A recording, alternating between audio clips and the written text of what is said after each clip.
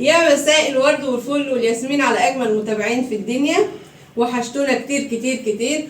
النهارده قلت لابو عمر تعالى خرجنا نتفسح نغير جو. طبعا رفض الفكره تماما، قال كل اللي انتوا عايزينه اجيبه بس في البيت، اعملي كل حاجه في البيت.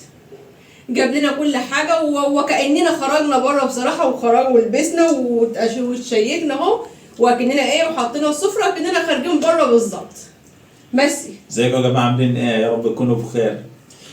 شوفوا بقى، تسلم ايديا النهارده الجمبري المسلوق، الجمبري المشوي والرز والجمبري ده بس جميل. والطحينه والسمك المقلي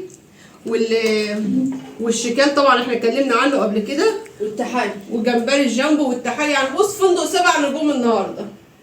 يا لا مش هتمسي. ما هو احنا بدل ما نروح مثلا محل نروح ندفع لنا مثلا 1000 جنيه ولا 2000 جنيه على الاسعار الجديده اللي احنا بنسمعها والغريبه ديت. هو قال لي وفر. لا هو مش وفر، هي مش حكايه وفر، انت كده كده بتخربها يعني الدبالي، بس في نفس الوقت بتبقى ايه يعني اللي يفوت له ما يفوت حاجه يتحط في الثلاجه. شوفوا بقى الدماغ، اصحى انا الفجريه ولا حاجه اقعد ازقز، لكن هنروح بقى سكينه وشوكه ومعلقه عند بقى المطعم وهنسيب بقيه الاكل ونقوم وهمشي منحور بسبب البرستين اللي هيدفعوا. ايوه فهو كده حلو قوي. برضه وفر يا جماعه، برضه وفر. انت هتاكل الجمبري كله؟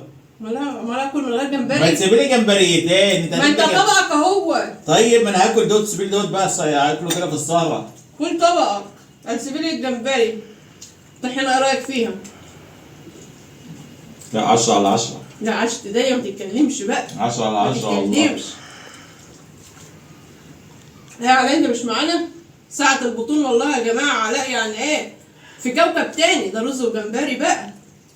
والله طبق زي ده يا جماعه يعني يوم ما يتحسب لكم مش هيتحسب لكم اقل من 300 جنيه.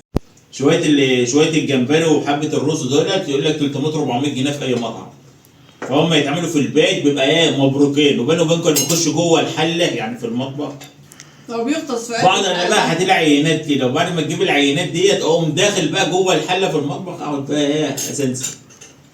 العينات دي عشان التصوير بس. اتفرجوا على ابو عمر بعد التصوير. ولا تملى بطن دي؟ يا ريت تملى بطن، هتمليش بطن يا ماما. بيغطس ايديه. ده انا دلوقتي اخش بقى في المدلعه والمشخلعه والحاجات دي اسمها ايه؟ المدلعه والمشخلعه والمطلقه والمتجوزه.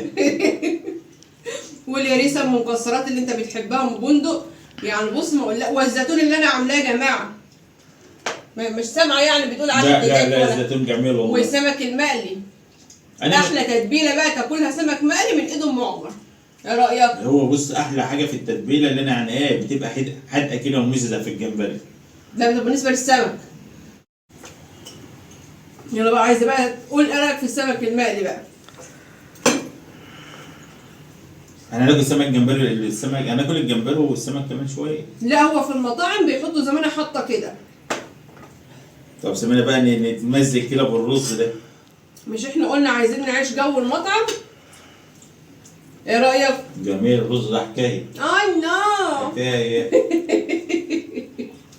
ما تنسوناش يا جماعه في الكومنتات بتاعتكم الجميله والاشتراك في القناه عشان يوصل لكم كل جديد في القناه، وقولوا لنا الاراء بتاعتكم عشان لو في اي مثلا فكره جديده او اي حاجه نقدمها لكم. ودعمونا بقى في القناه يا جماعه والنبي عشان عشان طولت قوي. احنا تعبنا والله. طولت قوي القناه دي. يلا بقى نسلم بقى عشان هنغطس. يلا سلام. مع السلامه. حاجه التصوير خلص. طيب اعمل ايه يعني التصوير خلص؟ يعني تجيب جمبريتين. لا استمر عليه. لا يا ست اها. لا انا حطهم لك عشان التصوير. طيب تصوير.